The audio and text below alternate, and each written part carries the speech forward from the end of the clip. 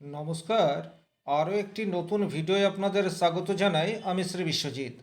আলোচনার বিষয় গ্রহ অনুযায়ী কর্মক্ষেত্রে সমস্যা এবং আপনি আপনার জীবনধারায় কিছু পরিবর্তন এনে কর্মজীবনের সমস্যাকে কাটিয়ে উঠতে পারেন। মূলত এই বিষয়টি এই ভিডিওটিতে কমপ্লিট অ্যানালাইসিস করার চেষ্টা করব। আপনার রাশি বা লগ্ন যদি হয় মেষ, সেক্ষেত্রে এই ভিডিওটি অত্যন্ত মনোযোগ সহকারে দেখবেন। বর্তমান পরিস্থিতিতে বিশ্ব আঙ্গিকে যে অবস্থার সৃষ্টি হয়েছে, তাতে করে কিন্তু আগামী দিনে বেশ কিছু মানুষ কর্ম হারাবে। চাকরি করুন অথবা ব্যবসা করুন, প্রত্যেকটা জায়গাতেই কিন্তু চাপ সেটি বৃদ্ধি হচ্ছে। আমাদের দেশের অতিরিক্ত পপুলেশন তার একটা অন্যতম কারণ, এবং বিশ্ব আঙ্গিকে যুদ্ধের পরিবেশ সৃষ্টি হয়। বড় বড় মাল্টিন্যাশনাল কোম্পানিতে যে সমস্ত মানুষজন কর্মরত অবস্থায় রয়েছেন, কিছু কিছু ক্ষেত্রে কিন্তু কর্ম হারানোর সম্ভাবনা সেটা তৈরি হচ্ছে। তবে এই ভিডিওটি আপনাদের কিছুটা সতর্ক হয়ে চলার ক্ষেত্রে অবশ্যম্ভাবী সহযোগিতা করবে। আপনার মনের সামনে বা আপনার কাছে একটা আয়না স্বরূপ এই ভিডিওটি আসতে যাচ্ছে। মনে করা যাক আপনার রাশি হচ্ছে মেষ এবং লগ্ন হচ্ছে বৃশ্চিক। সেক্ষেত্রে এই ভিডিওটি যেমন আপনি কমপ্লিটলি দেখবেন, একই রকমভাবে বৃশ্চিক রাশির ভিডিওটি যখন আসবে তখনও আপনি কমপ্লিটলি দেখবেন। এবং এই দুটো ভিডিও যখন আপনি সম্পূর্ণ দেখবেন, আগামী দিনে আপনার কি সমস্যা আসতে পারে এটা আপনি 100% অনুভব করতে পারবেন। এবং একই রকমভাবে কিছু প্রতিকার নিয়েও আমি আলোচনা করব, যে প্রতিকারগুলি ফলো করতে আপনার 1 টাকাও খরচা হবে না। কর্মজীবনে অস্থিরতা এবং তার সমস্যার সমাধান, মূলত এই বিষয়টি আমি কমপ্লিট অ্যানালাইসিস করার চেষ্টা করব। চলে আসছি মূল আলোচনায়। মেষ রাশি স্বাভাবিক অর্থে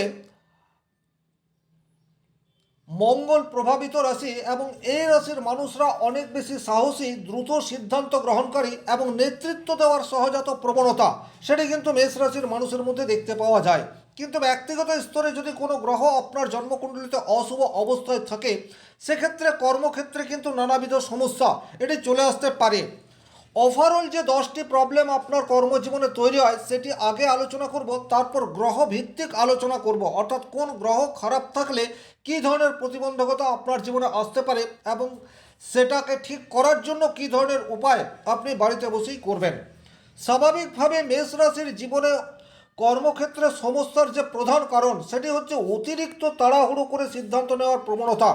এটি কিন্তু মেষ রাশির ক্ষেত্রে দেখতে পাওয়া যায়। তার ফলে কিন্তু কর্মক্ষেত্রে বেশ কিছু সমস্যা বা ক্ষতি বা ভুল এটা আপনি নিজেই ক্রিয়েট করে ফেলেন। 2 নম্বর যে প্রবলেম মেষ রাশির জাতক জাতিকাদের কর্মক্ষেত্রে প্রবলেম ক্রিয়েট করে, সেটি হচ্ছে অতিরিক্ত রাগ বা উত্তেজনা। আর সে রাগ বা উত্তেজনাকে আপনি নিজের নিয়ন্ত্রণে আনতে পারেন না। রেজাল্ট, আপনার সহকর্মী বা বসের সাথে ছোটোখাটো বিষয় নিয়েও একটা গোলযোগ আপনি ক্রিয়েট করে বসেন। 3 নম্বর যে জায়গায় মেষ রাশির প্রতিবন্ধকতা তৈরি হতে পারে, সেটি হচ্ছে ধৈর্যের ভীষণ রকম অভাব। স্বাভাবিক অর্থে ধৈর্য এমন একটা সম্পদ যেটাকে আঁকড়ে ধরে আমরা জীবনের কঠিনতম সময়কে অতিক্রান্ত করে দিতে পারি। আর এই জায়গাতেই কিন্তু মেষ রাশির বেশ কিছু দুর্বলতা দেখতে পাওয়া যায়। লং টার্ম কোনো প্রজেক্টে আগ্রহ হঠাৎ করেই আপনার কমে যেতে পারে, বা আপনি কাজ অতি উৎসাহের সাথে শুরু তো করলেন কিন্তু সেই কাজকে কমপ্লিট করতে পারলেন না।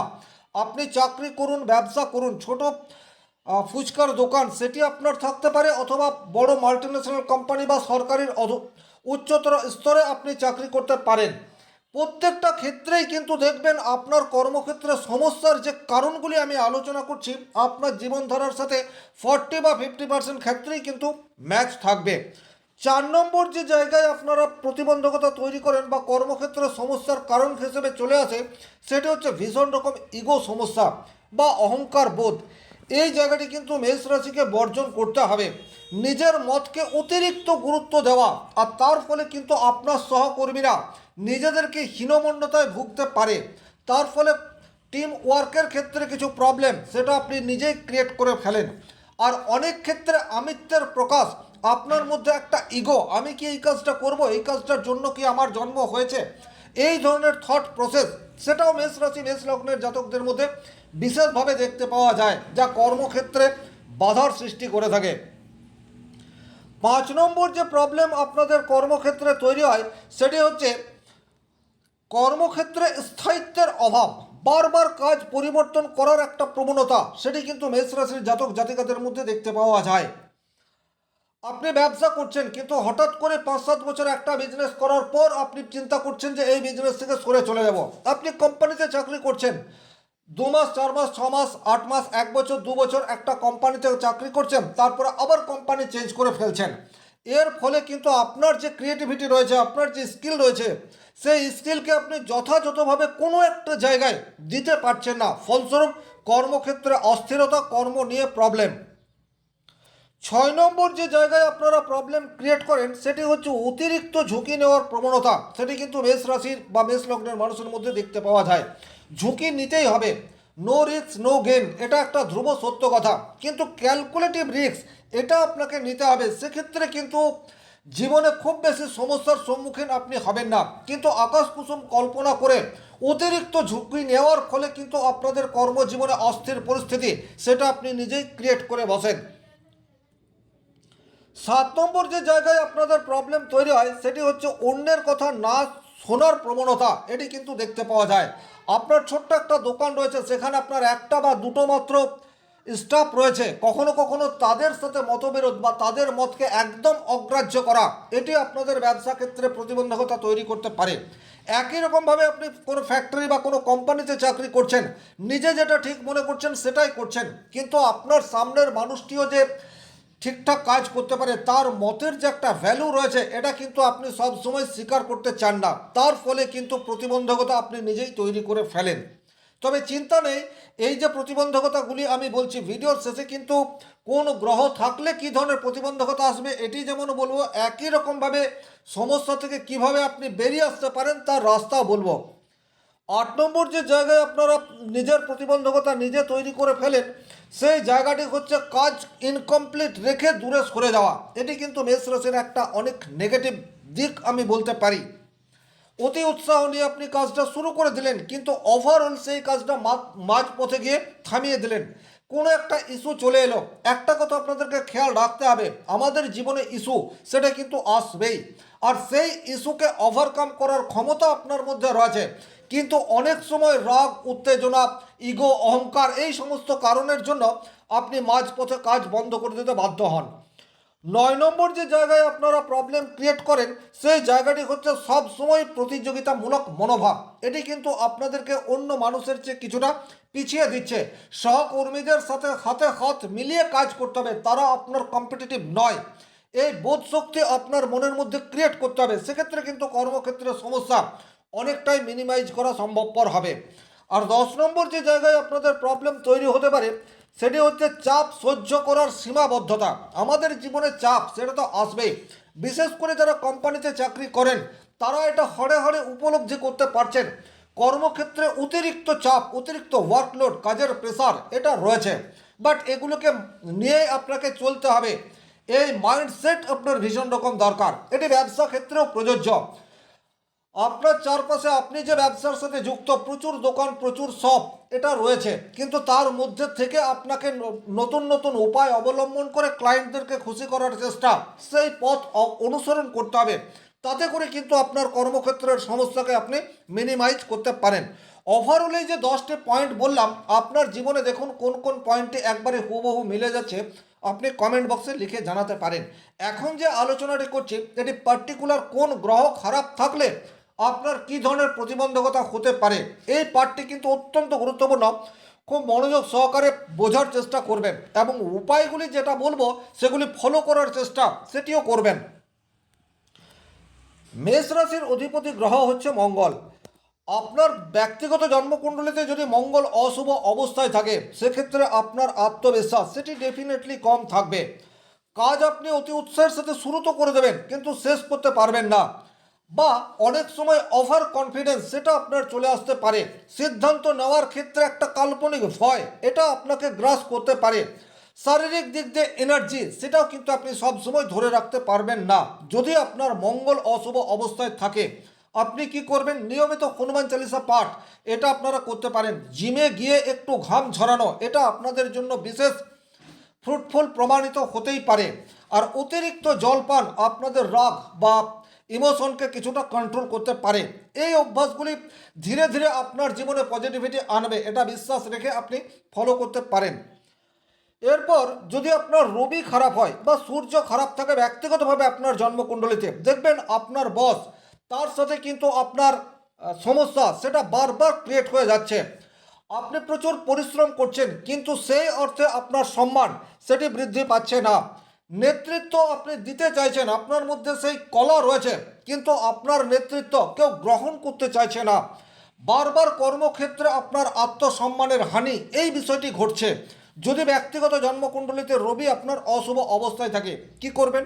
বাড়িতে বাবার সাথে বা কাকা যদি থাকে তার সাথে সম্পর্ক ভালো করার চেষ্টা, এটি আপনাদেরকে ডেফিনেটলি করতে হবে। নিয়মিত সূর্য প্রণাম এটা আপনাদেরকে করতে হবে। আর সূর্য ওঠার আগেই ঘুম থেকে ওঠার অভ্যেস এটা আপনি করতে পারেন, তাতে করে কিন্তু রবির নেগেটিভিটি কিছুটা হলেও কমবে।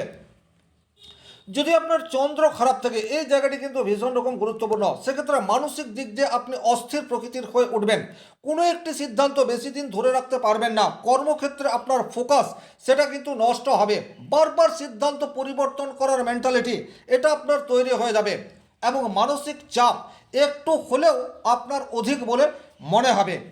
যদি এইরূপ পরিস্থিতি হচ্ছে, যেটা আপনারা করতে পারেন সেটা হচ্ছে বাড়িতে যে সমস্ত মা মাসি কাকিমা অর্থাৎ মহিলাদের প্রতি সম্মান এটি আপনাকে বাড়িয়ে দিতে হবে। নাম্বার ওয়ান, অতিরিক্ত জলপান এটা আপনাদেরকে করতে হবে। যদি হালকা মেডিটেশন করার অভ্যেস করতে পারেন তাতে করে কিন্তু সমস্যার সমাধান মিটবে।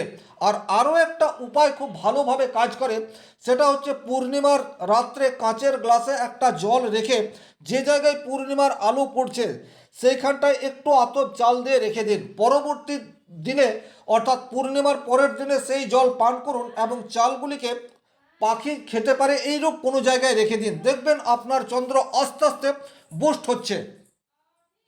যদি আপনার ব্যক্তিগত জন্মকুণ্ডলিতে শনি খারাপ থাকে সেক্ষেত্রে কিন্তু কর্মক্ষেত্রে প্রচুর বাধার সম্মুখীন আপনাদেরকে হতেই হবে। এক চান্সে কোনো কাজ সেটি কিন্তু কমপ্লিট হবে না। আপনি পরিশ্রম প্রচুর মাত্রায় করবেন কিন্তু রেজাল্ট 40% বা 50%-এর অধিক এটা পাওয়া যাবে না। এবং চাকরি যদি আপনি করছেন সেক্ষেত্রে স্থায়িত্বের একটা অভাব এটা আসবে। যদি আপনি ব্যবসা করছেন আপনার পুরনো কাস্টমাররা আপনার কাছে আর রিটার্ন আসছে না, এই ধরনের প্রতিবন্ধকতা তৈরি হতে পারে। আপনি কি করবেন? নিডি পিপুলকে হেল্প এটা যথাসম্ভব আপনাদেরকে করতে হবে। দক্ষিণা কালী বা যে কোনো কালী মন্দিরে শনি মঙ্গলবার যাওয়ার অভ্যেস এটা আপনাকে তৈরি করে দিতে হবে। হনুমান চালিসা নিয়মিত পাঠ এটা আপনারা করতে পারেন এবং রাস্তার কুকুরকে খাওয়ানোর অভ্যেস এটা আপনারা গড়ে তুলুন। দেখবেন শনির অশুভত্ব ধীরে ধীরে হ্রাস পাচ্ছে। যদি ব্যক্তিগত জন্মকুণ্ডলিতে আপনার রাহু খারাপ থাকে সেক্ষেত্রে কিন্তু তাৎক্ষণিক আপনি কর্ম চেঞ্জ করে দেবেন বা কাজ ছেড়ে দেবেন। অর্থাৎ আপনি কোনো একটা কোম্পানিতে চাকরি করছেন, হুট করে কোনো একটি প্রবলেম ক্রিয়েট হয়ে গেল এবং পরবর্তী দিনে আপনি রিজাইন দিয়ে সেই জায়গা থেকে চলে এলেন। অফিস পলিটিক্সের শিকার এটি কিন্তু ভীষণ রকমভাবে হয় যদি ব্যক্তিগত জন্মকুণ্ডলিতে রাহু খারাপ থাকে। বারবার ভুল সিদ্ধান্ত, আর এই ভুল সিদ্ধান্তের জন্য আপনার কর্মজীবনে অস্থিরতা। আমি কর্মজীবন মানে শুধুমাত্র যে চাকরি বলতে চাইছি তা কিন্তু নয়। আপনি সেলফ এমপ্লয়েড হতে পারেন বা আপনি ছোটোখাটো ব্যবসা করতে পারেন। প্রত্যেকটা কর্মই যেখান থেকে আমরা অর্থ উপার্জন করছি সেটাই আমার পেশা। আর এই পেশাগত জীবনে প্রবলেম এই বিষয়টি এই ভিডিওটির মাধ্যমে কমপ্লিট অ্যানালাইসিস করার চেষ্টা করছি। তাহলে রাহু খারাপ থাকলে বারবার ভুল ডিসিশন নেওয়ার প্রবণতা তৈরি হবে। আপনি প্রতারণার শিকার হয়ে যেতে পারেন। এইরূপ পরিস্থিতি যদি আপনার জীবনে বারবার ঘটছে সেক্ষেত্রে আপনি একটা নারকেল নিতে পারেন এবং সেটা আপনার মাথার বাঁ দিকে 7 বার ঘুরিয়ে বহমান কোনো নদীতে ফেলে দিতে পারেন। তাতে কিন্তু রাহুর নেগেটিভিটি কিছুটা হলেও হ্রাস পেতে পারে। হালকা পোশাকের ব্যবহার এটা আপনি বাড়িয়ে দিতে পারেন এবং কোনো ধরনের এডিকশন যদি আপনার থাকে বিশেষ করে অ্যালকোহল, তাকে দূর করার চেষ্টা সেটি আপনাদেরকে করতে হবে। যতটা সম্ভব সত্য কথা বলার প্রয়োজনীয়তা সেটি কিন্তু রয়েছে। যত বেশি আপনি মিথ্যার আশ্রয় নেবেন, এডিক্টেড হয়ে পড়বেন, তত বেশি রাহুর নেগেটিভ ইম্প্যাক্ট আপনার উপর ছড়িয়ে পড়বে।